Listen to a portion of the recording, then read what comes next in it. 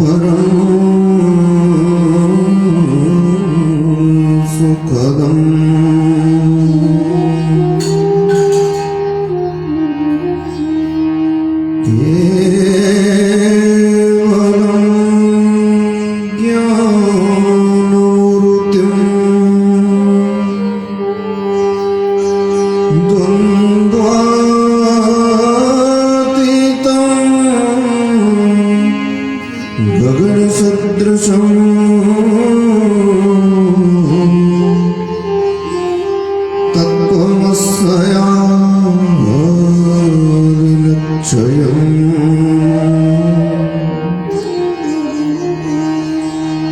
एकं नित्यं विमलोचलं सर्वधी साक्षिभूतं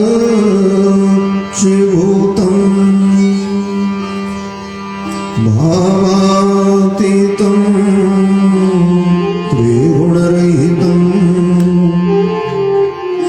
सद्गुरुं तं नमामि।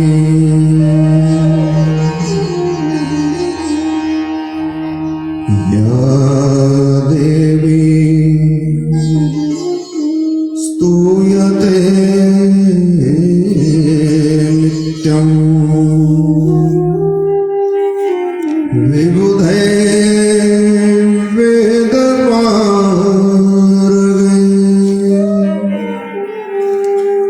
सा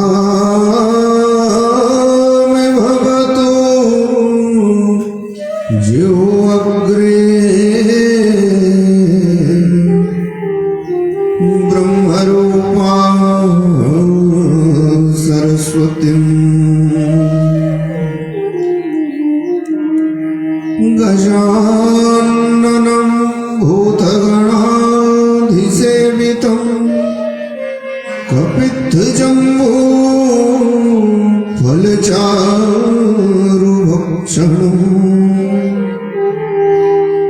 उमासुतं शोकविनाशकारकं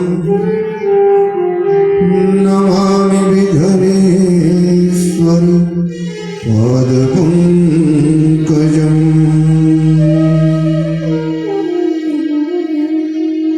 मङ्गलं भगवान् विष्णु मङ्गलं गरुडध्वज मङ्गलं पुण्डरीकाक्ष मङ्गलायतनो हरि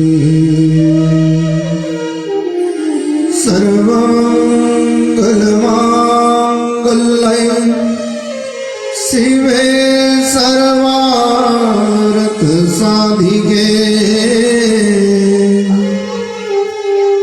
शरण्ये त्र्यम्बके गौरी नारायणी नमोस्तुते।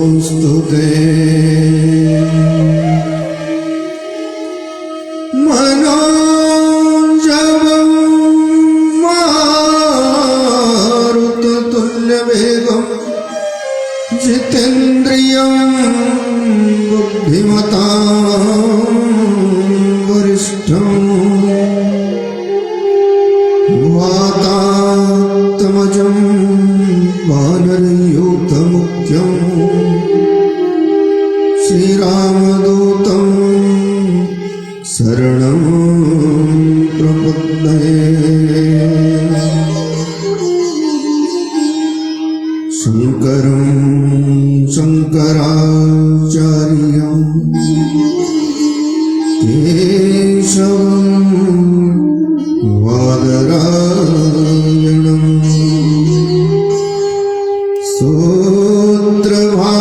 सूत्रभाष्यकृतौ वन्दे भगवन्तौ पुनः पुनः।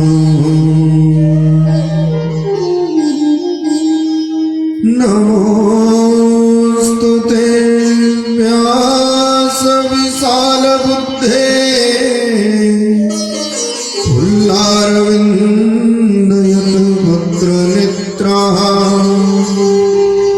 येन तोया भारत तैलपूर्णा प्रज्वलितो ज्ञानमया प्रदीप ध्येयं सदा परिभवघनमभिष्टदोहं तीर्थास्पदं शिवविरञ्चिन्युतं शरण्यं भृत्यारत्यां प्रणतपाल भवबधिपूतं वन्दे महापुरुषते चरणारविन्दम् विनायकं गुरुं भानु ब्रह्मा विष्णु महेश्वरा सरस्वतीं प्रणम्यादौ सर्वकार्यार्थं सिद्धये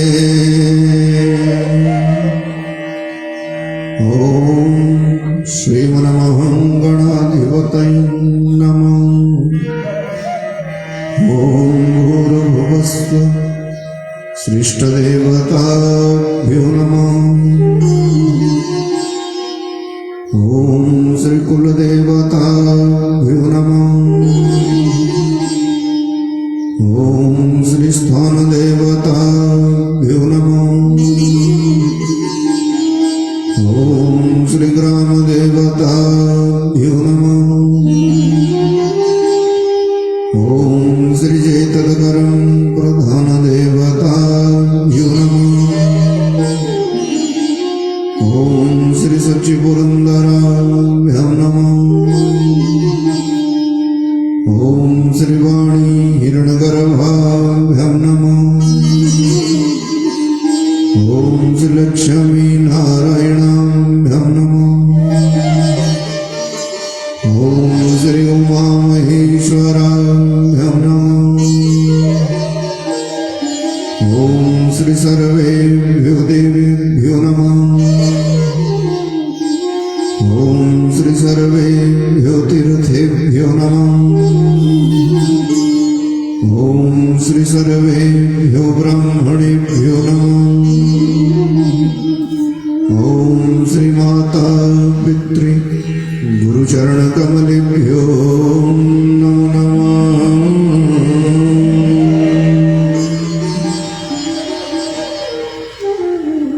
जय भगवती देवी नमो वरदे जय पाप विनाशिनी बहुफल दे जय भगवती देवी नमो वरदे जय पाप विनाशिनी बहुफल दे जय भगवती देवी नमो वरदे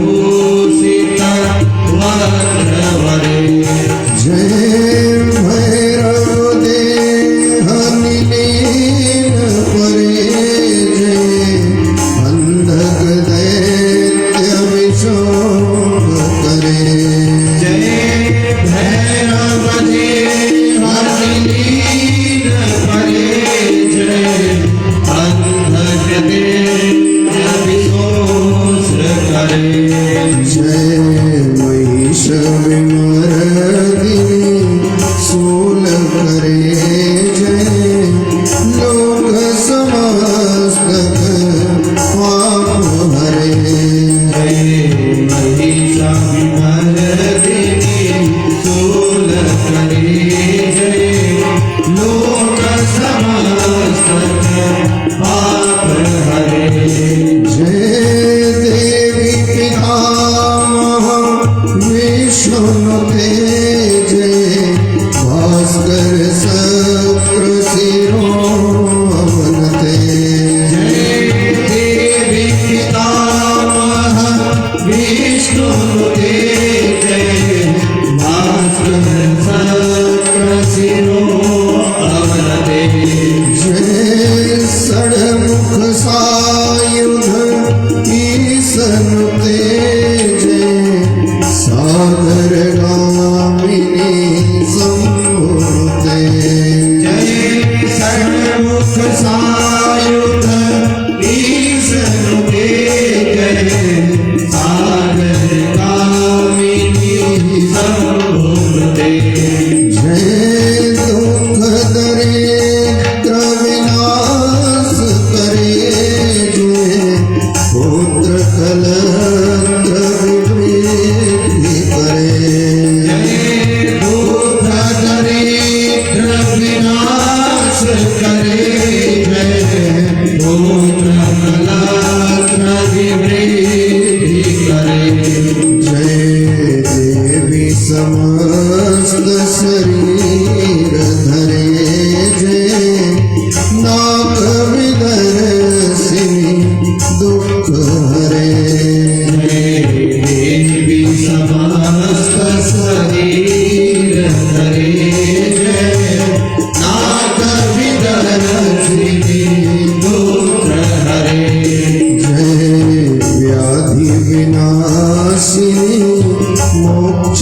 करे जय वांछित दायिनी सिद्धि वरे जय व्याधि विनाशिनी मोक्ष करे जय वांछित दायिनी सिद्धि वरे जय भगवती देवी नमो वरदे जय पाप विनाशिनी बहुफल दे जय भगवती देवी नमो वरदे जय पाप विनाशिनी बहुफल दे जय पाप विनाशिनी शुभ फल दे जय पाप विनाशिनी शुभ फल दे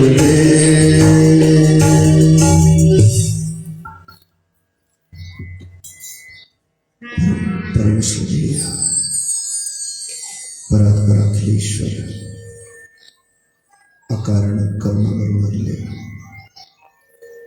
भगवानच्या कल्पतरू अखिल ब्रह्मांड नायक आदान अनादि अनंत पूर्ण परमात्मा की आह्लादनी शक्ति आदि शक्ति जगत जननी परम्बा भगवती की वंगमयी प्रतिमा श्रीमद देवी भागवत महापुराण दैवादिदैव भगवान शंकर वृंदावन बिहारी लाल मेरीवान के ठाकुर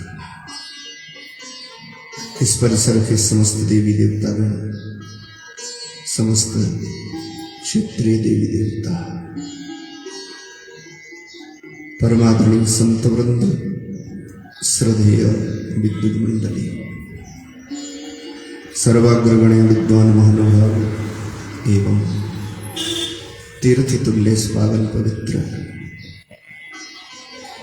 भोला बाबा के छत्र छाया में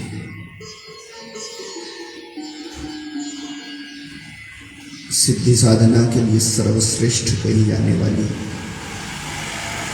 इस चैत्र नवरात्रि की इस पावन अमृत में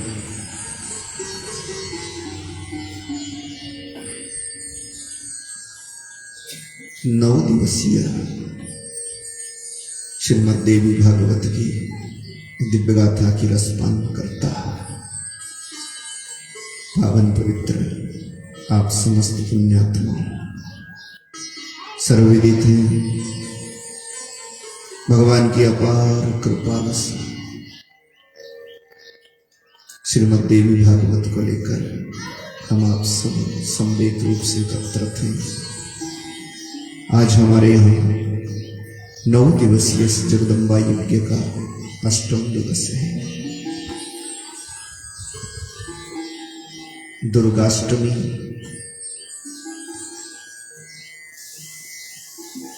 का एक अपना विशेष महत्व है। जैसे श्री कृष्ण जन्माष्टमी, श्री रामनवमी, श्री महाशिवरात्रि, वैसे ही श्री दुर्गाष्टमी ये भगवती के प्राकट्य का दिवस है। बड़भागी होते वो लोग जिनको मिलती भगवान की कथा। तो ये परम पूज्य सदगुरुदेव भगवान को वंदन करके आज की इस दिव्यहरी चर्चा को प्रारंभ करें। शोभायमान मंगलमयी अपनी व्यासपीठ से इस महान गाथा के रसपान हेतु आप सभी के शुभ संस्कार, शांत प्रगाढ़ हरिनिष्ठा, भगवदीय चित्तवृत्तियों के प्रति मेरा यथा योग्य अर्चन वंदन। शोभायमान अपनी व्यासपीठ से महान गाथा के रसपान हेतु आप सभी का हार्दिक अभिनंदन, हार्दिक स्वागत है। कि ध्यान मूलम गुरुरमूर्ति,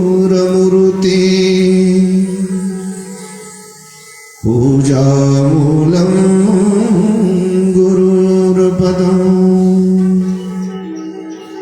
मंत्र मूलम गुरुर्वाक्यः, मोक्ष मूलम गुरुकृपा।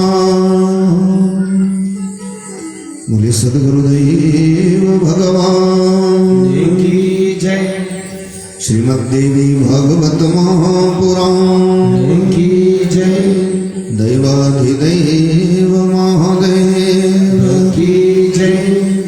तीर्थ धाम नैमिषारण्य पर बैठे बैठे संकादि 88,000 ऋषि सूत जी से चर्चा करते देवी पुराण की। वही कथा जो जन्मेजय के उद्धार के लिए भगवान वेदव्यास ने 9 दिनों तक हस्तिनापुर में बैठ करके सुनाई। जो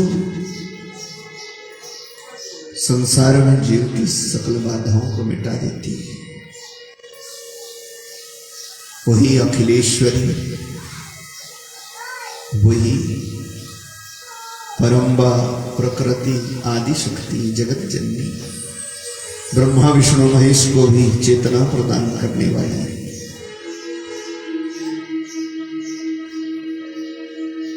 उसी भगवती की कथा श्री सूत जी सुना रहे।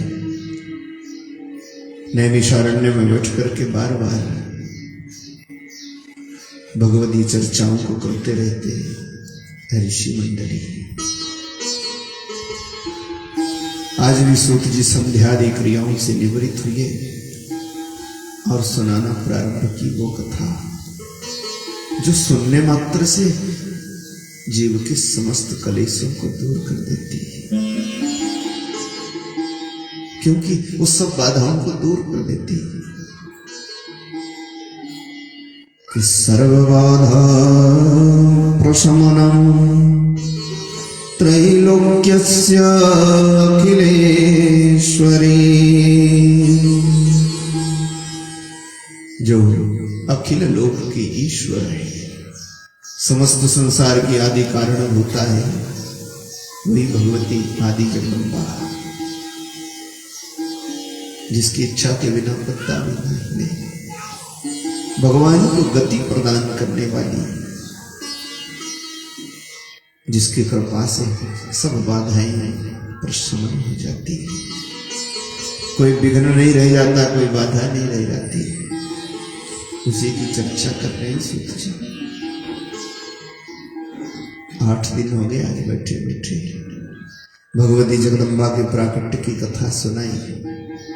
ब्रह्मा जी कैसे सृष्टि करे, कैसे विष्णु पालन करे, कैसे शंकर सृष्टि समेट ले, ये सब समझाया। अनेकानेक चरित्र भगवती माता के बताए। संसार का कल्याण करने के लिए कभी दुर्गा, कभी रक्तदंतिका, कभी विंध्यवासिनी, कभी वैष्णवी, कभी महिषासुरमर्दिनी,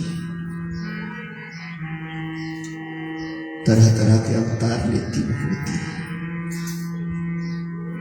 सती माता के अंगों से विभिन्न शक्तिपीठ पैदा हुए, सो भी बताया। अनेक कथाएं सुनाई। फिर भगवती को प्रसन्न करने के लिए पूछा था कोई सहेज और सरल उपाय। तो सूत जी ने कहा था आदि जगदम्बा को प्रसन्न करने के लिए नवरात्रि पूजा करनी चाहिए ऋषि। नवरात्रि की महिमा बताई। 9 का मतलब है पूर्ण, सो तो मैं आपको बताया ही था। इन 9 दिनों तक भक्ति भाव से समस्त कारण की आदिभूता भगवती जगदम्बा की शरण रहने पर जीव को साधना में पूर्णता प्राप्त होती है। सब काम बनते, शत्रु विनष्ट होते और फलता फूलता जीव घर गृहस्थियां बसती। ना कोई आधि, न व्याधि, न संकट, न पीड़ा। सब बाधाओं को मिटाने वाला भगवती का एक चरित्र है ऋषि। फिर नवरात्र की महिमा बताई। 4 बार वर्ष भर में नवरात्र आते हैं। ब्रह्मा जी ने सृष्टि को बनाने के लिए उद्योग किया, भगवती की आराधना की, उसको चैत्र की नवरात्रि बोलते हैं। भगवान वेदव्यास जी ने जन्मेजय के उद्धार के लिए देवी पुराण की कथा सुनाई। 9 दिनों तक उसको आश्विन मास की नवरात्रि बोलते हैं। 2 प्रत्यक्ष नवरात्रि होती, 2 गुप्त। गुप्त नवरात्र विशेष साधना के लिए है। 2 नवरात्रों में तो भगवती के 9 रूपों की पूजा है। तो कल हम सुनी थी कि प्रथमं शैलपुत्री, द्वितीयं च ब्रह्मचारिणी, तृतीयं चंद्रघंटेति, कुसुमांडेति चतुर्थकम्, पंचमं स्कंदमातेति, षष्ठं कात्यायनीति च, सप्तमं कालरात्रिति, महागौरीति च अष्टमं, नवमं सिद्धिदात्री च, नवदुर्गा परकीर्तिता। बोली जगतजननी जगदम्बा मैया जय। प्रत्यक्ष नवरात्रि में तो चैत्र और आश्विन के नवरात्रों में पहले दिन भगवती शैलपुत्री अर्थात गौरी माता पार्वती की पूजा का विधान है। पर्वत की पुत्री हुई। दूसरे दिन ब्रह्मचारिणी माता,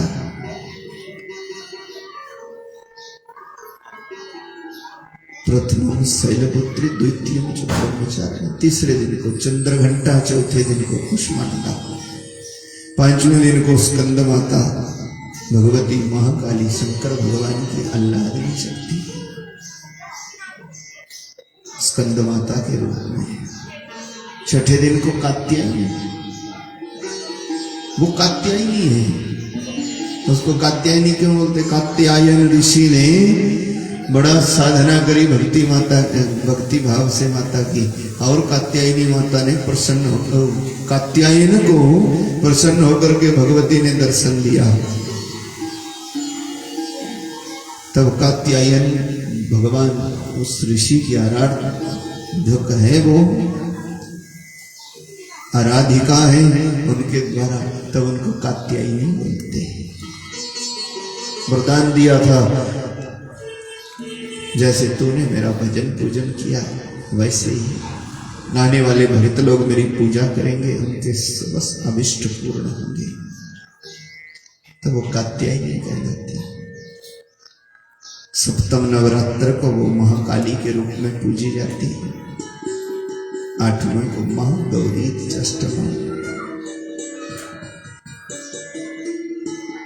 महागौरी है, और नौवें दिन को वो सिद्धिदात्री माता है, सब सिद्धियों को प्रदान कर देने वाली। कलश स्थापन का विधान है, और 4 अंग नवरात्र के बताए, सो हम कल भी सुने थे।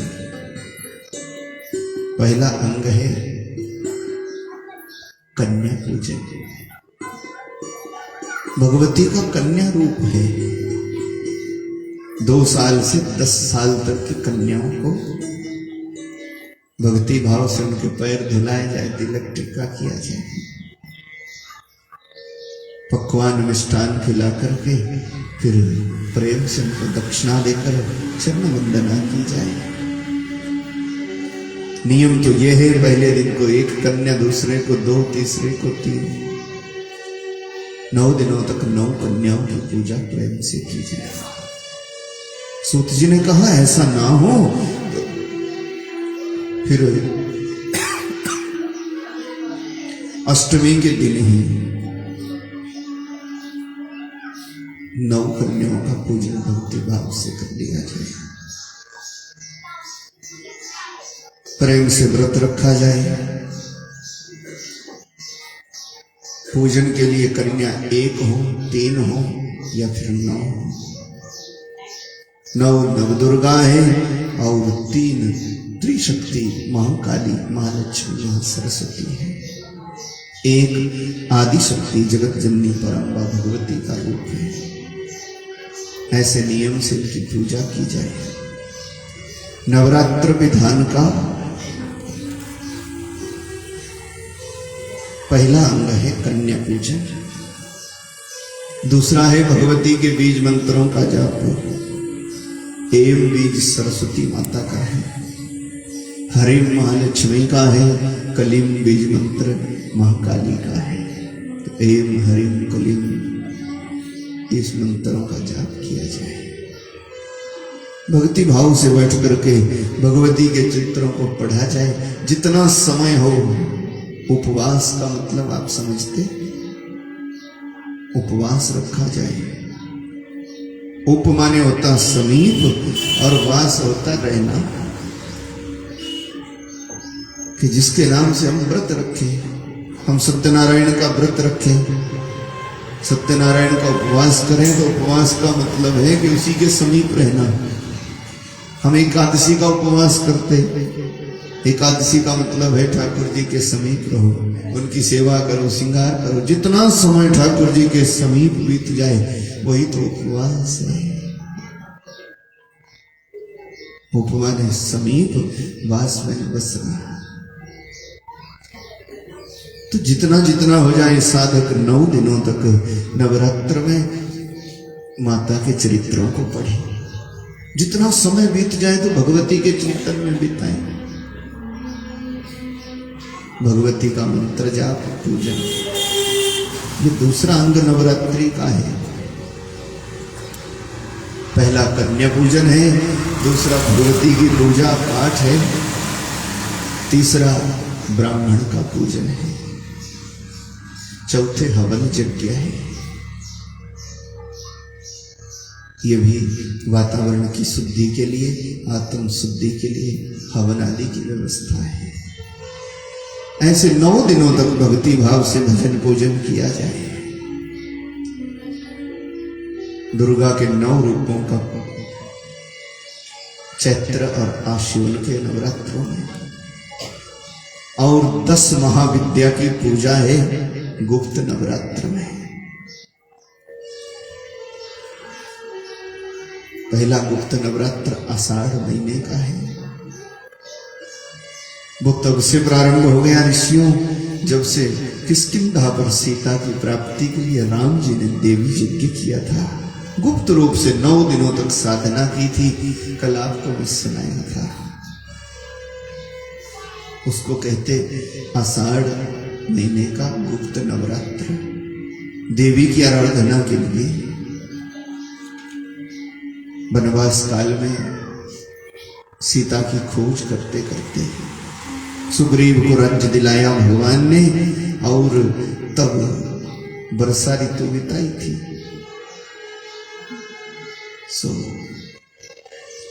बारिश की झड़ी लगी रहती, बहुत याद आती भगवान को सीता जी की। कल सुने थे कि जब जब राम अवध सुध करही, जब जब राम अवध सुध करही, जब जब राम अवध सुध करही, तब तब भारी विलोचन भरही, तब तब भारी विलोचन भरही। सीताराम सीताराम सीताराम सीताराम, सीताराम सीताराम सीताराम सीताराम, जब जब राम अवध सुध करही, जब जब राम अवध सुध करही, तब तब भारी विलोचन भरही, तब तब भारी विलोचन भरही। मंगल भवन अमंगल हारी, मंगल भवन मंगल हारी, उमा सहित जय जप त्रिपुरारी, उमा सहित जप त्रिपुरारी। सीताराम सीताराम सीताराम सीताराम, सीताराम सीताराम सीताराम सीताराम, जब जब राम अवध सुध करही, जब जब राम अवध सुध करही, जब जब भगवान को अयोध्या की याद आती, अयोध्या की याद आती, माताओं को याद करके बार बार आंसू बहा लेते भगवान। कभी सीता जी की याद सताए, कैसे राक्षसों के बीच में रहती होगी सीता, जो कभी महल से बाहर भी नहीं निकली थी। कैसे दुष्टों के बीच में समय बिताती होगी। कैसा भागा हूं मैं, घर से निकला तो बाप खो दिया, वनों में आया पत्नी को खो बैठा। बार बार लक्ष्मण से कहते तू वापस चला जा, हम तो अभागे हैं, कब तेरे को भी खो बैठे हैं, इसीलिए जा माताओं की सेवा कर। हम तो यूं ही जंगल में बिता के जिंदगी काट लेंगे, चला जा वापस।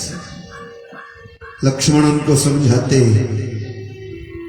भैया चिंता ना करो, जल्दी सीता माता मिलेगी, हम खोज करेंगे, शत्रुओं का विनाश करके हम अयोध्या जाएंगे। भगवान कहते अवध के भी भाग फूट गए, कैसे रहता होगा मेरा भरत, कैसे माताएं जीवन काटती होगी। एक तो अपने पुत्र का वियोग, दूसरे विधवा बना, बस ऐसे अयोध्या की याद करते करते बार बार दुखी होकर के भगवान आंसू बहाते रहते दिन रात। ये दशा नारद जी से नहीं देखी गई भगवान की। चले आए थे नारद जी किष्किंधा पर्वत पर। लखनऊ को भी ये पता नहीं दिया, माया का पर्दा डाल दिया। भगवान से कहा, प्रभु आप तो सर्वंतर्यामी हैं और अब ऐसे विकल हो जाएंगे तो फिर दुनिया सीख क्या लेगी, सब कैसे होगा। तो भगवान नारद जी से कहा, कर्म गति बलवान है।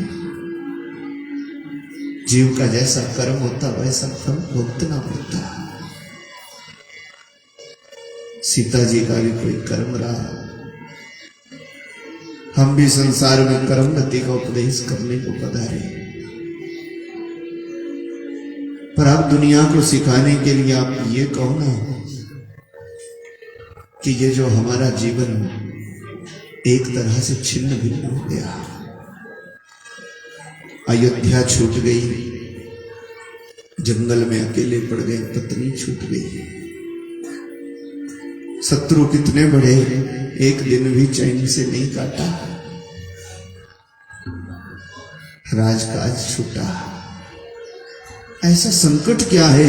इन सब संकटों को मिटाने के लिए कोई सहज उपाय बताओ ना नारद जी।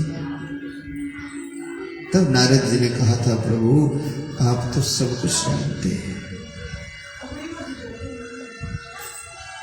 आपके सब मनोरथ पूर्ण होकर के सिद्ध हो जाएं, इसीलिए आप 9 दिनों तक बैठकर यहाँ भगवती जगदम्बा की गुप्त रूप से आराधना करो, 10 महाविद्याओं का भजन करो, प्रसन्न हो जाएगी भगवती तो सारे अभिष्ट सिद्ध होंगे। किष्किंधा पर बैठ गए थे भगवान, गुप्त रूप से 9 दिनों तक भगवती का पूजन किया। 9 दिन जिस दिन पूर्ण होने को थे तो भगवती की पूजा करना चाहते हैं। सुग्रीव हनुमान आदि को बुलाया, पंपा सरोवर पर जाकर 108 कमल पुष्प लाए।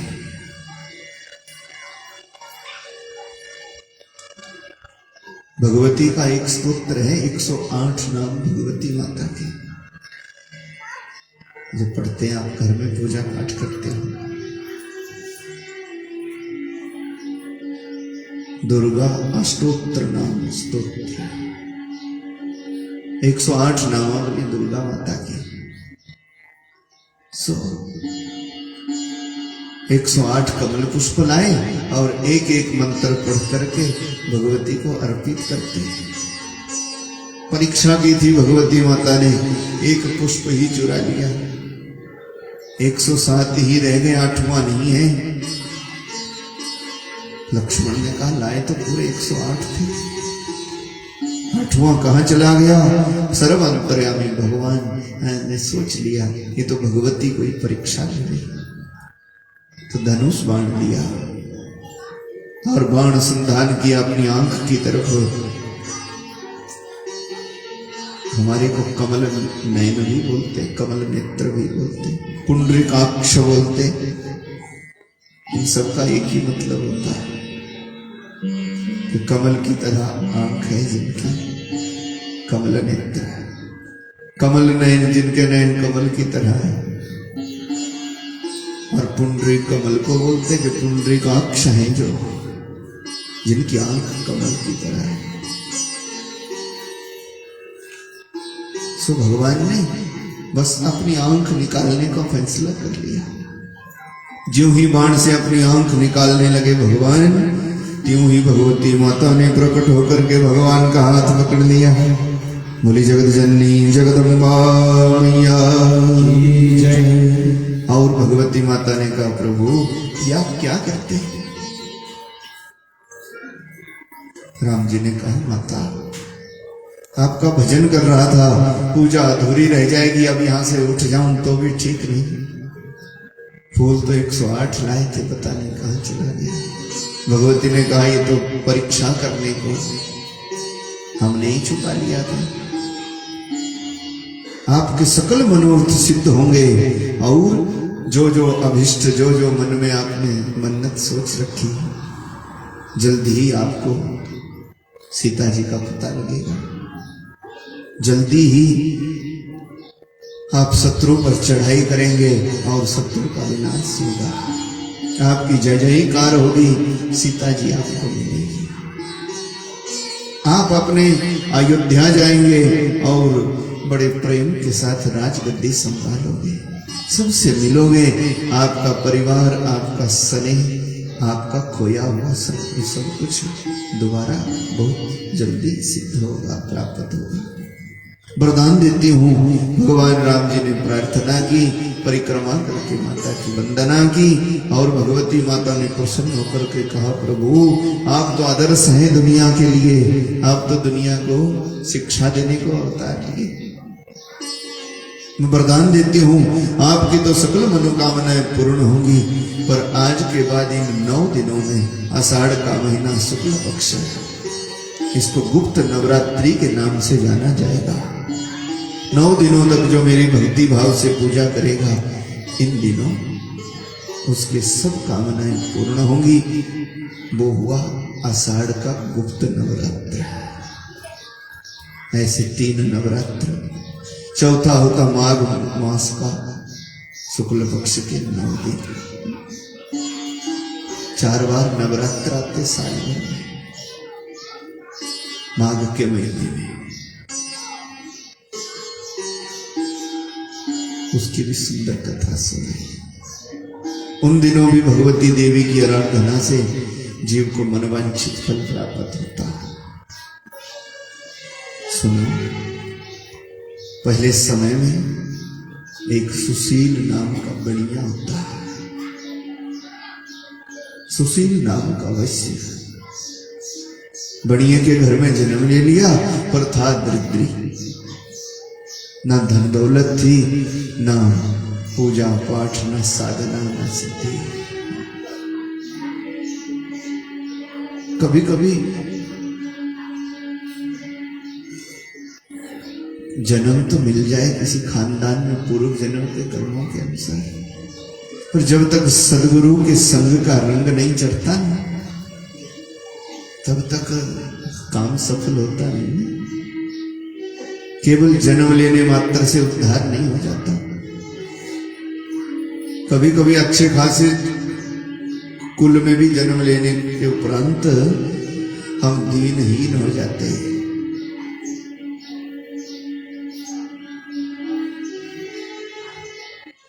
कभी कितने साल चले जाते, कितने जन्म चले जाते, एक दिन भी चैन नहीं आता। आदि व्याधि संकट पीड़ा दुख दरिद्र, ये सब क्यों हो जाता जानते? ये जीव के अपने ही कर्मों का फल होता है। श्री सूत जी ने कहा, किसी जन्म में किया हुआ पाप कर्म व्याधि के रूप में पैदा हो जाता है। कि जन्म जन्मांतरे कृतं पापं व्याधि रूपेण प्रजायते। जन्म जन्मांतरों में किए गए पाप कभी व्याधि के रूप में पैदा हो जाते हैं। एक आदि होती, एक व्याधि होती। मैं आपको सुनाया था। व्याधि होती जैसे हमारे को कोई रोग बुखार पीड़ा, कोई भयंकर बीमारी लग गई, उसको बोलते व्याधि। आधी क्या होती? आधी अंदर की बीमारी होती, व्याधि बाहर की होती। ये सीधा हिसाब है। अंदर की क्या कि कभी कभी सांसारिक वासना के कारण हम भजन नहीं कर सकते, कभी कभी क्रोध के कारण हम भजन नहीं कर सकते, कभी कभी लोभ के कारण हम भजन नहीं कर सकते। तो काम क्रोध मद लोभ अहंकार ईर्ष्या द्वेष गलानी उद्विग्नता बदले की भावना, ये सब इसको आदि बोलते हैं। इसके कारण भजन नहीं हो पाता। और व्याधि होती, कोई रोग बीमारी इस शरीर को लग जाए तो भी भजन नहीं बन पाता। तो कभी हमारे को आधी व्याधि हो जाती है, कभी संकट पीड़ा, कभी दरिद्रता। ये सब क्यों होता? ये सब इसलिए होता है कि किसी जन्म के पाप कर्म का फल है। भगवान ने मनुष्य जन्म दिया भजन करने को, और हम ना परमात्मा का भजन करते हैं, पिछले जन्म का खाया पिया। क्या कहते, क्या करेगा गुरु की शरण, क्या करेगा पूजा पाठ, खाओ पियो मौज मस्ती करो, आगा किसने देखा। ऐसा विचार बन जाए तो पिछले जन्म का तो खा लिया इस जन्म में, पर आगे को खाली हो गए। आगे को क्या होगा? अदत्त दानात् भवेत दृद्री, दृद्री भावे करोति पापम। कुछ देने लायक है हम, फिर भी लिया दिया कुछ नहीं। कमाने लायक है, कमाया कुछ नहीं। देखने लायक है, खरा कभी देखा ही नहीं। भजन करने लायक है, इस जीवा से खरा कभी किया ही नहीं, भगवान का भजन किया ही नहीं। तो यहां तो कट जाती ना, पर अगला जन्म कैसा होता? अगले जन्म में भवेत दृद्री। बस इस कारण मनुष्य दृद्री हो जाता है। तो मनुष्य जन्म का लाभ लो, सत्संग करो, सदगुरु की शरणागति करो। क्या पता है दोबारा मिले कि ना मिले। फिर ना मिले, फिर ना मिलेगा तैनू बंदे, मनुख तन फिर ना मिले। फिर ना मिले, फिर ना मिलेगा तैनू बंदे, मनुख तन फिर ना मिले। फिर ना मिले, फिर ना मिलेगा तेनो बंदे, मनुख तन फिर ना मिले। फिर ना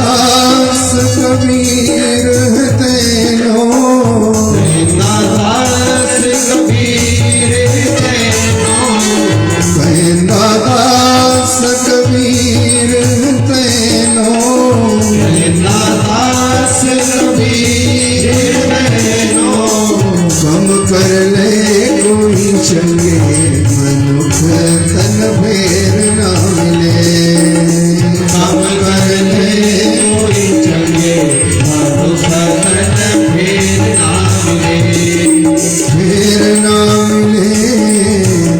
फेर ना मिलेगा तन बंदे मनुख तन फेर ना मिले मनुख तन फेर ना मिले मनुख तन फेर ना मिले मनुख तन फेर ना मिले मनुख तन फेर ना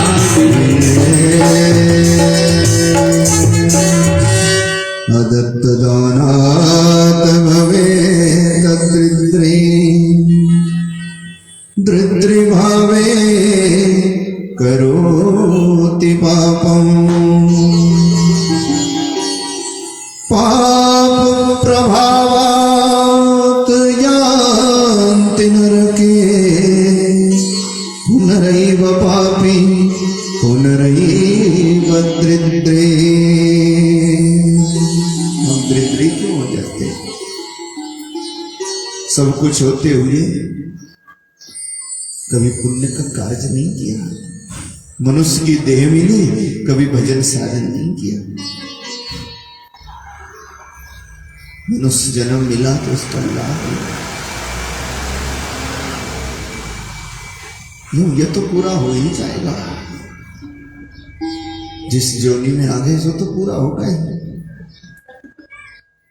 पर एक पूरा कर लेना है और एक जी लेना है।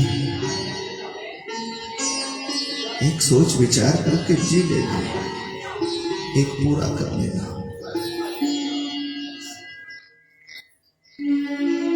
क्योंकि जो मिला है कर्म गति से तो भोगना ही भोगना। अब कभी कभी ये सवाल खड़ा हो जाता कि जब फल कर्म का ही मिलेगा, फल जब कर्म का ही मिलना है तो फिर भजन क्या, पूजा क्या, पाठ क्या, इसकी जरूरत क्या है? फल तो कर्म का ही मिलेगा। अब जैसा हम कर्म करके आए वैसा जन्म मिल गया, वैसा ही फल मिलेगा। तो फिर ये पूजा पाठ क्यों, ये कथा वार्ता क्यों? कभी ऐसा प्रश्न भी उठता आपके मन में? उठता कभी? देखो कर्म की प्रधानता है संसार में। जीव कर्म बस पैदा होता, कर्म के कारण ही सुख दुख भोगता और कर्म को लेकर के ही मर जाता। तो सीधा सौदा है ना। आपके मन में नहीं उठता होगा, आप सत्संगी हैं, पर जिन्होंने कभी संग नहीं किया उनके मन में उठता। और वो दूसरों को भी कई बार शिक्षा देते हैं, यार जैसा कर्म किया वैसा तो फल मिलेगा ही मिलेगा, फिर ये क्यों ढकोसलाबाजी? ये बिना सत्संग के लोगों का हाल होता है कि फल जब कर्म का ही मिलना है तो फिर ये क्या जरूरत है?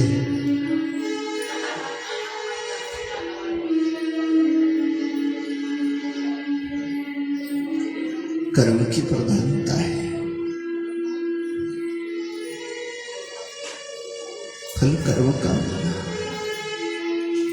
ये आपके मेहमान हैं,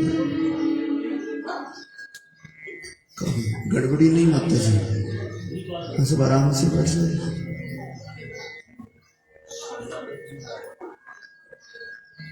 और कुछ भी करो, खाओ पियो मौज मस्ती करो, अपनी कथा हलचल नहीं मानती।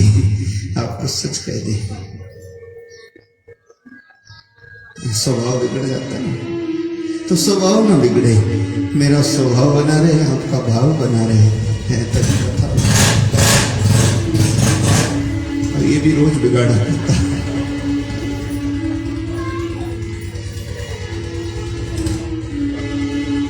यहाँ तो आप बढ़िया है, सत्संगी है, पर एक बार भी हम कथा करने को गए, बहुत पहले की बात, 15 साल पहले की बात कम से कम। तो जो भगत जी कथा करवाते हैं, गांव के लोगों ने कहा इसको हम देख लेंगे कैसे करवाएंगे। सो तो आज तक करवा रहा 16-17 साल हो गए। तो यूं याद आ जाती कभी तभी। वो लोग पता क्या करते हैं, सब संपन्न लोग हैं, सबके पास अपनी गाड़ी है, अपनी कार मोटर सब है। कथा होती चौराहे पर, बस हम भी कथा में बैठते और एक से एक चल, कभी लाल कार आए कभी सफेद आए, अब रोके कौन। 2-4 साल तक तो स्थिति चली, अब सब शांत है। बोले नारायण भगवान की जय। तो कभी कभी हम कर लेते, पर इसमें स्वभाव बना रहना चाहिए। स्वभाव बना रहे तो वक्ता श्रोता का भाव भी बना रहता ना, और कथा तो भाव की होती है।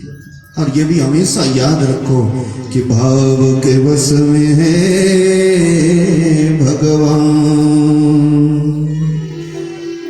जो भाव नहीं तो निधिवन मधुवन, सब लागत सुनसान।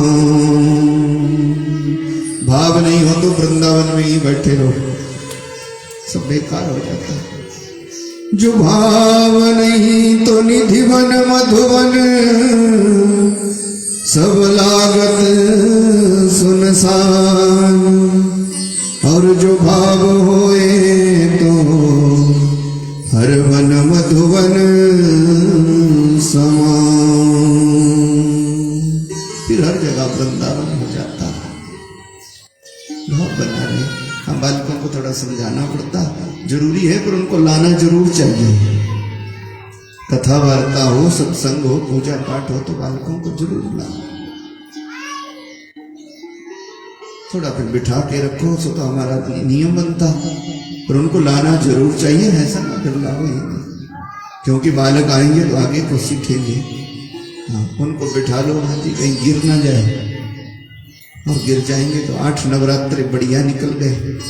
नहीं तो फिर आप कहेंगे कि दोष फिर किसी का नहीं है, दोष होगा देवी भागवत का, कुछ थोड़ा सा दोष लाला जी का होगा,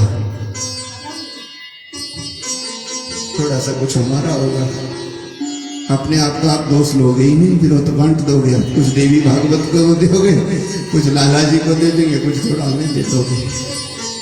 बात बात पे कहोगे चोट लग गई बच्चे को, वहां देवी भागवत बैठा था, वहां चले गए, खबरदार दूसरी बार तो मैं जाऊंगी, माता कहती। ऐसे ये समझा के रखो, स्वभाव बना रहे। बालक तो भगवान होते, बालिका भगवती होती, पर अब जमाने के साथ साथ जरा भगवान को भी थोड़ा डांट के रखना पड़ता, भगवती को भी, तो फिर बढ़िया नहीं जाता। खैर, भाव के वश में भगवान है, भाव बना रहे थे। मनुष्य जन्म अमूल्य देन है भगवान की। फल तो कर्म का ही मिलना, मैं आपको सुना रहा था। फल कर्म का ही मिले तो फिर क्यों कथा, क्यों वार्ता। फल कर्म का मिले ये तो निश्चित है, जैसा कर्म करके आए वैसा फल मिलेगा, पर उससे जन्म मरण नहीं कट सकता। संसार में ये अविनाशी परमात्मा से बिछुड़ा हुआ जीव तब तक इस सागर में हिलोरे लेता रहता, इन लहरों में जूझता रहता। कब तक? जब तक सदगुरु की शरणागति करके, भगवान का भजन करके भगवान को ना मिल जाता। और भगवान को मिलने की पद्धति है सत्संग। सत्संग है सदगुरुओं की कृपा। सो इसीलिए है कथा वार्ता, पूजा पाठ, भगवान का स्मरण, ध्यान, तीर्थ यात्रा। नहीं तो ये ना भी आप करोगे तो भी आपका कुछ बिगड़ने वाला नहीं। कई बार लोग ये कह लेते जीवन में सत्संग नहीं होता ना, सो कहते देखो हमारा तो आज तक बुखार भी नहीं आया बचपन से कभी, और धूप की बत्ती भी कभी जलाई नहीं हमने, और फिर ये लोग दिन रात पूजा पाठ करते जाते हैं, इनका तो बुरा हाल है कुछ। और ऐसा करके लोग भले चंगे को भी सत्संग से विमुख कर देते हैं। अपने आप तो गए और उनको भी बिगाड़ा करते हैं। सुख दुख तो मिलेगा कर्मों के अनुसार, पर फिर ये गाड़ी कब तक घसीटते रहोगे? भजन नहीं करोगे ना तो पुनरपि जन्मम पुनरपि मरणम पुनरपि जननी जठरे शयनम, बार बार पैदा होते जाओगे, बार बार मरते जाओगे। इस चक्कर में कब तक रहोगे? तो महापुरुष कहते उस चक्कर से छूटने के लिए, जीवन का आनंद प्राप्त करके परमानंद को पाने के लिए भजन है, सत्संग है, वो जरूर करो। छूटना चाहते हो तो, जीवन का आनंद पाना चाहते हो, पारमार्थिक आनंद, जो सच में आनंद है, जो वास्तविकता में आनंद है। नहीं तो बाहर से तो सभी बोल देते हैं ना, कई दिनों के बाद कोई मिलते, फोन पर भी हालचाल पूछते, बोले कैसे हैं, बहुत आनंद है जी, कैसे हैं, बड़े मजे में हैं। ये थोड़ी बोलता कोई कि मर गए, बुरा हाल है। जब भी मिलो कहीं आप किसी को तो कहते ठीक ठाक है, बहुत बढ़िया, ठीक ठाक है, आनंद में है। पर असल में आनंद, जो आनंद में आ गया फिर उसको चिंता पीड़ा तकलीफ तो है ही नहीं। आनंद भगवान है। आनंद नंद बाबा को आया, जसोदा मैया को आया, आनंद केवट को आया, मिलनी को आया, आनंद गोपियों को आया। जिसको आनंद आ गया फिर उसको पाने को रह क्या गया? तो इस आनंद की खोज के लिए भगवान का भजन है, ये हमेशा याद रखो। ना भी ये करोगे ना तो भी गाड़ी घसीट लोगे, पर ये गाड़ी स्टेशन तक पहुंच जाए, इसलिए ये जरूर, ये सूत्र है, ये रास्ता है सत्संग भजन, ये जरूर करो। आदत्तदानात् भवेत् दृद्रि, दृद्रि भावे करोति पापम्।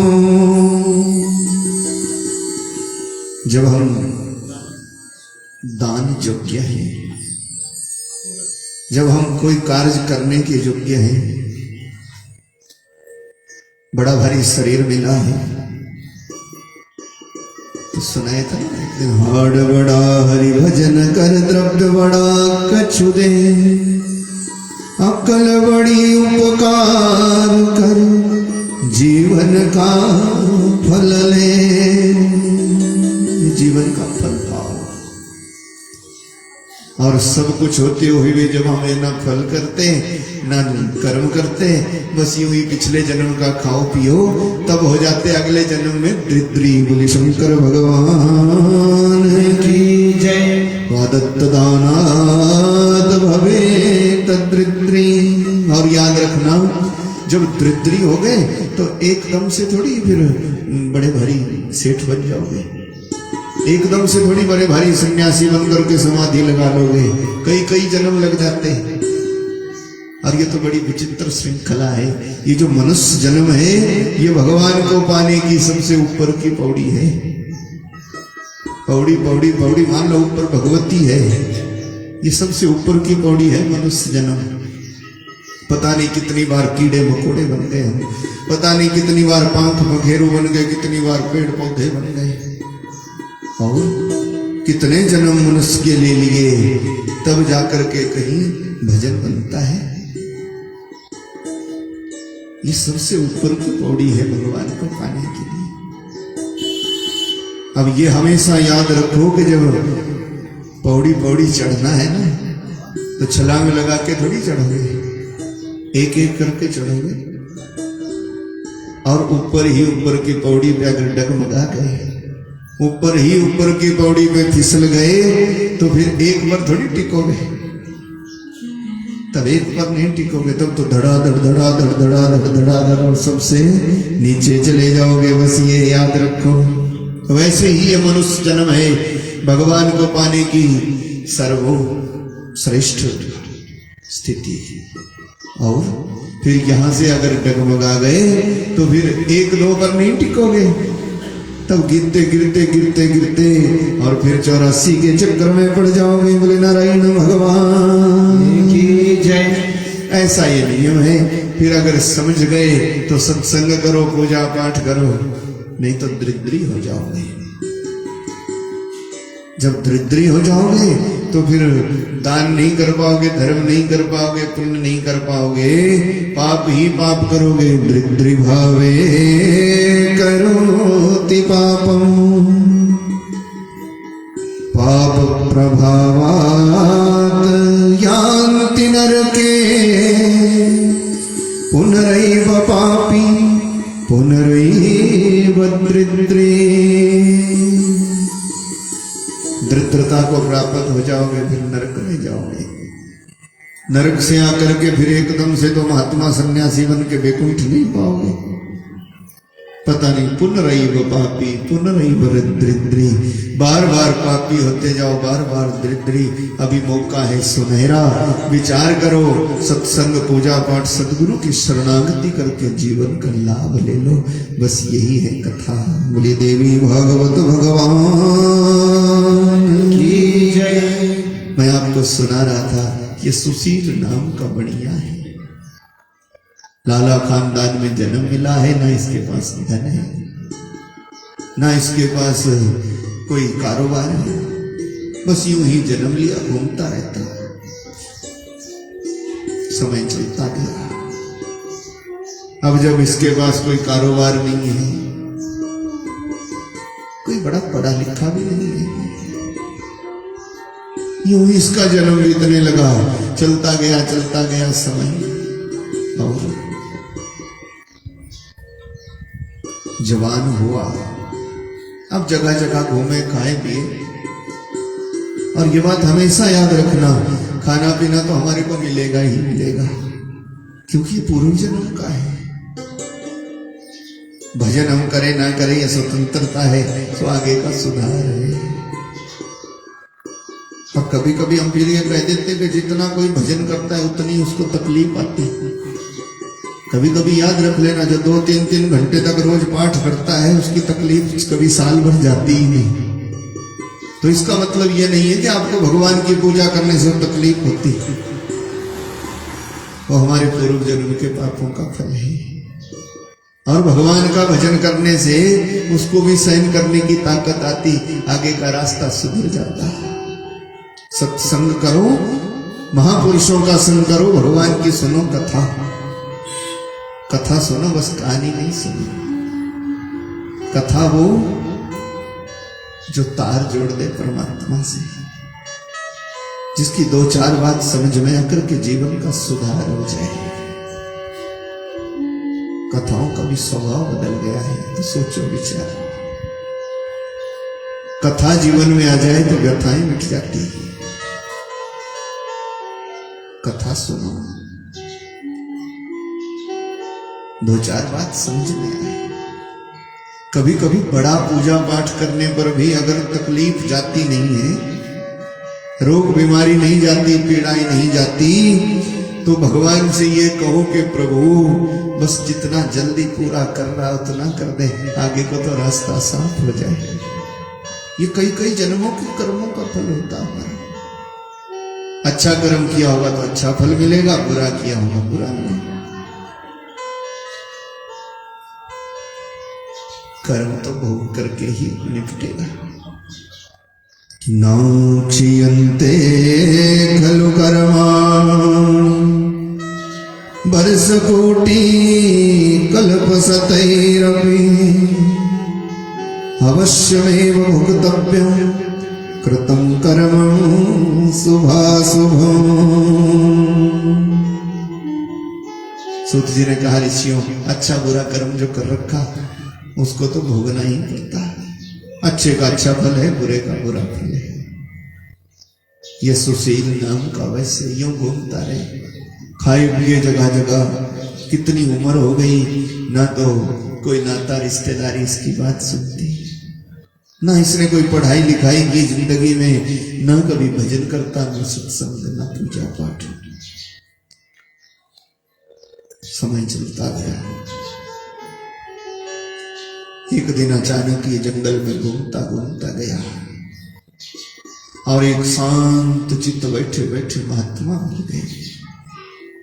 एक बात हमेशा याद रखना, महात्मा तो अमर है। तीन चीजें अमर है, आत्मा, महात्मा और परमात्मा। ये कभी मरता नहीं है, महात्मा मरते नहीं है, ये बात हमेशा याद रखना। अब हम रोज के रोज बोलते रहते बाबा कल्याणदास जी महाराज की, तो महात्मा नहीं मरते। हमेशा याद रखना, जो भजन का मार्ग जिसका पक्का होगा, जिसकी आत्मा का तार परमात्मा से जुड़ा है, वो महात्मा हो जाता है।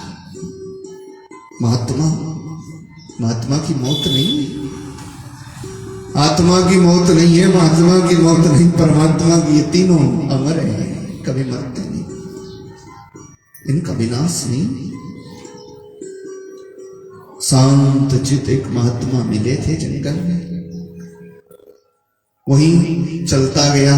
ये घूमते घूमते सुशील नाम का ही बढ़िया अनायास अचानक चला गया।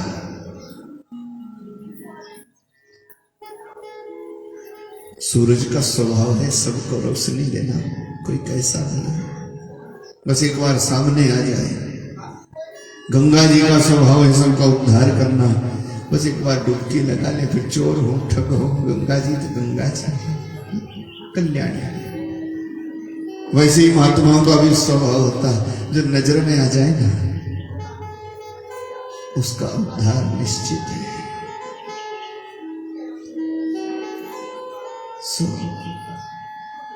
इसीलिए कभी कभी महापुरुषों की संगति कर लेनी चाहिए जिंदगी में। कभी कभी संतों के चरणों में झुकना चाहिए, ये स्वभाव है। आज तक जिस किसी का बेड़ा पार हुआ वो संतों की कृपा से ही हुआ। संत कृपा के बिना उद्धार नहीं होता। प्रेम से जाकर के दो चार बात कहीं जिंदगी में मिल जाए तो उद्धार हो जाता है।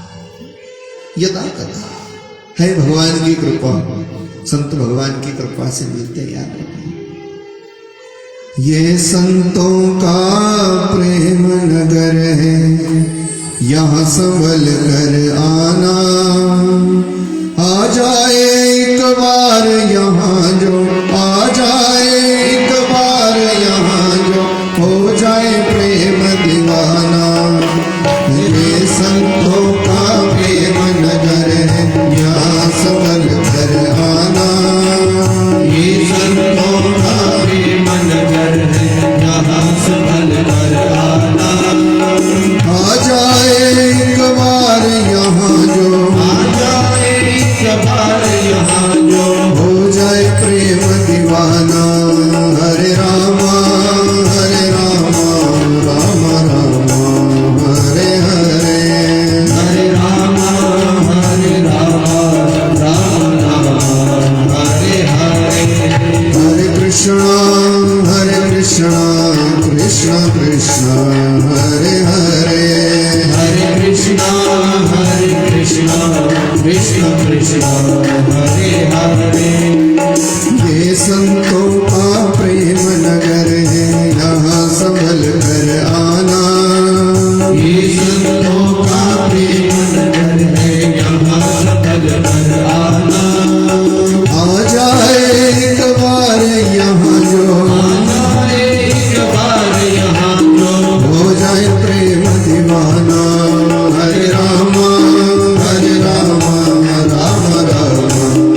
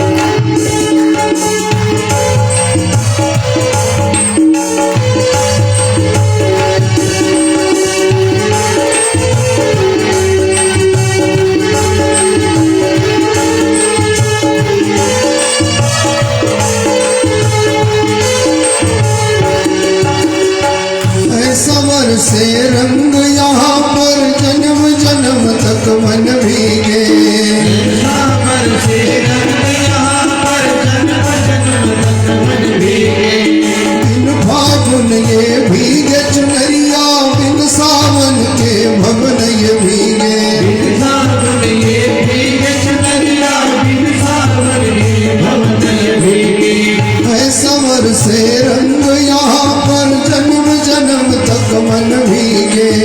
ऐसा बरसे रंग यहाँ पर जन्म जन्म तक मन भीगे।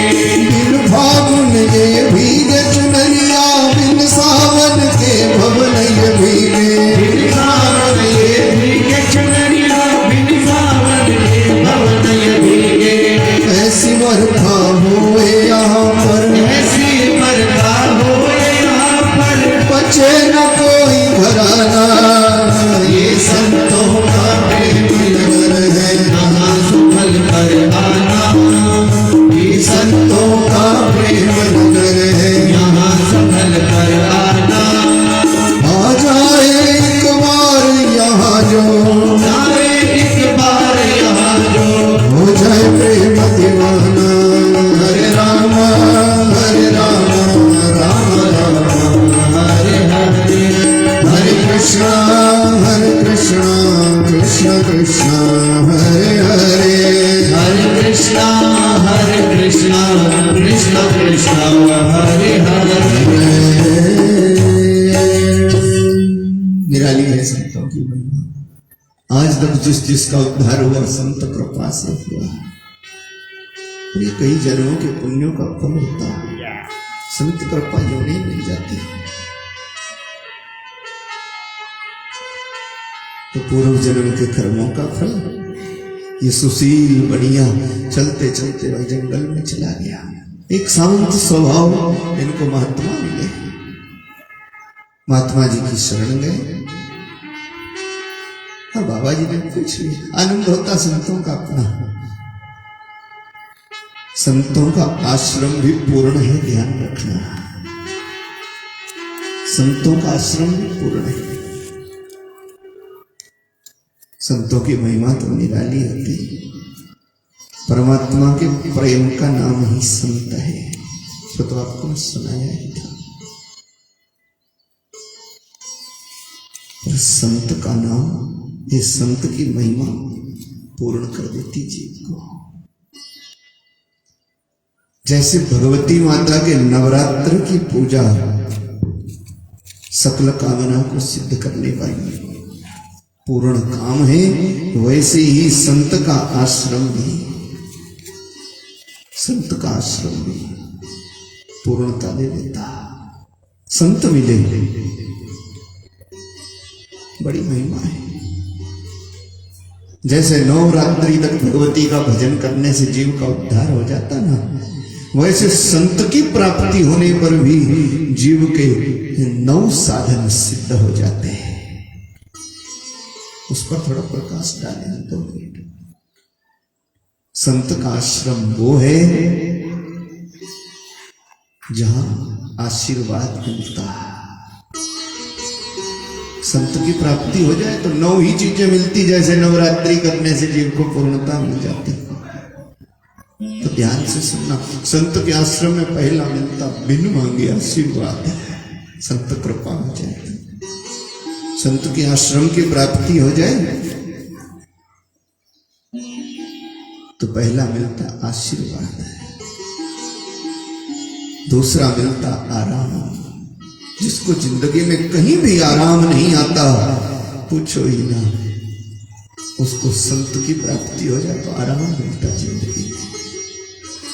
संतप्त को आराम मिलता, जिसको कभी आराम मिला ही नहीं। संत आश्रम को छोटी मोटी बात नहीं है। संत की प्राप्ति हो जाए तो पूर्ण काम हो जाता जीव। 9 चीजें तो पक्का ही मिलती, 9 पूर्ण है।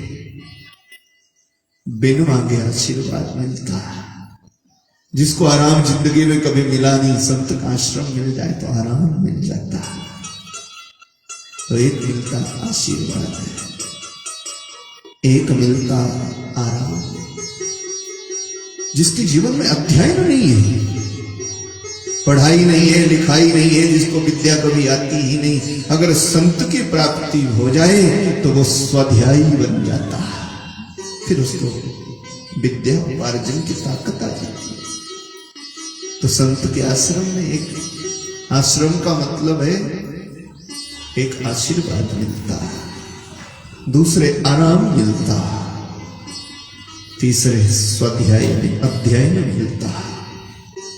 आशीर्वाद, आराम, अध्याय में, और संत का आश्रम मिल जाए, संत के चरण मिल जाए तो आपको जिंदगी में बड़े से बड़ा रोग हो जाए, अगर संत की हो जाए कृपा तो रोगी को आरोग्य मिल जाता। बड़ी असाध्य रोग भी कट जाते संतों की कृपा से। आशीर्वाद मिलता, आराम मिलता, अध्ययन मिलता, आरोग्य मिलता। रोगी को आरोग्य मिले, ये संत के आश्रम की ताकत है, ये संत के चरणों की ताकत है।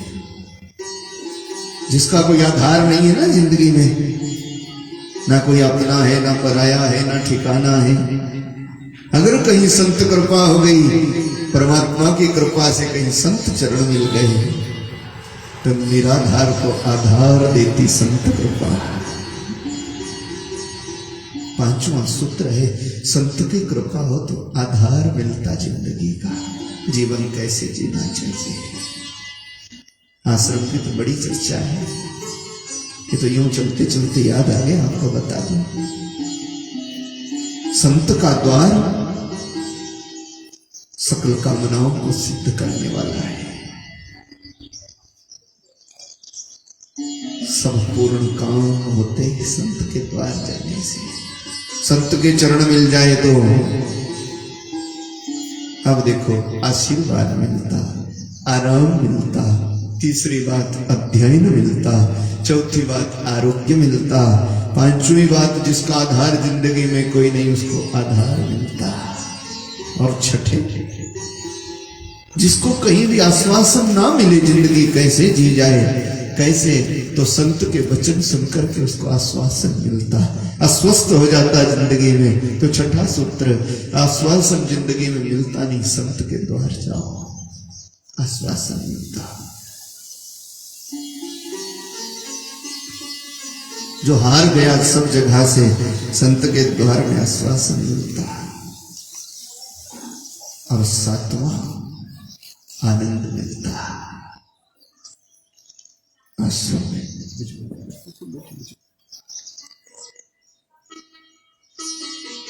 आश्वासन, सातवां आनंद।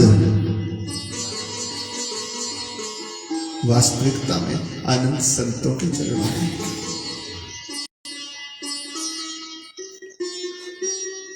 तो आशीर्वाद मिलता, आराम मिलता, अध्ययन मिलता, आरोग्य मिलता, आधार मिलता, संतों के चरणों की कृपा है। आश्वासन मिलता, आनंद मिलता। और कभी कभी ये हो जाता ना कि दुनिया में आप कहीं भी जाओ, कहीं भी आपका मन नहीं लगता, दुनिया का कोई भी राग रंग आपको खींच नहीं सकता। अगर कहीं संत के चरण मिल जाए तो बड़े से बड़ा कुमार की भी मार्ग पर आ जाता। संत के द्वार जाने से, संत का आशीर्वाद अगर मिल जाए तो जिसको दुनिया में कोई भी खींच नहीं सकता उसको संत कृपा खींच लेती, वहां पर आकर्षण मिलता। संत के द्वार जाने से आकर्षण मिलता। और इन सब को मिलने के बाद संत का द्वार हमारा अस्तित्व बना देता, अमर कर देता, पूछो ही ना। यही तो संत की कृपा, यही तो आश्रम की मर्यादा का फल है। इसीलिए संत कभी जीवन में मिले अपने को धन्य माने, और वो गृहस्थी तो धन्य हो जाते। साधु संगम उपासते सततम, धन्यो ही गृहस्थाश्रम। वो गृहस्थी धन्य हो जाती जहां कभी कभी संतों के चरण पड़ते हैं।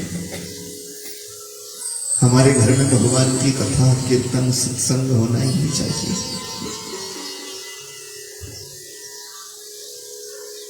उस घर की महिमा रहती है कि तदगृहं हि तीर्थरूपं वस्तां पापनाशनम्। वो घर तीर्थ के तुल्य होता, जहां भगवान का भजन होता रहे, सत्संग पूजा पाठ होता रहे, कभी कभी संतों के चरण पड़ते रहे, जिस घर में, वो घर बैकुंठ के समान होता, तीर्थ के तुल्य होता। फिर वहां रहने वाला तीर्थ में कभी जा सके कि ना जा सके, सब एक बराबर हो जाता। तदगृहं हि तीर्थ रूपम, वो तीर्थ के तुल्य घर है। और संतों का चरण हमारा अस्तित्व बना देता है। बड़ी महिमा है संतों के आश्रम की, संतों के चरणों की।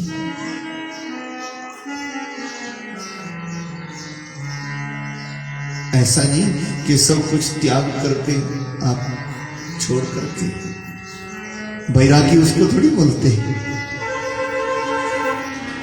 मैं आपको बता रहा कि इस बणिये को जिंदगी में कोई आधार था नहीं, तो जंगल में यूं घूमता घूमता गया, भाई एक संत बाबा मिल गए, बैठे बैठे।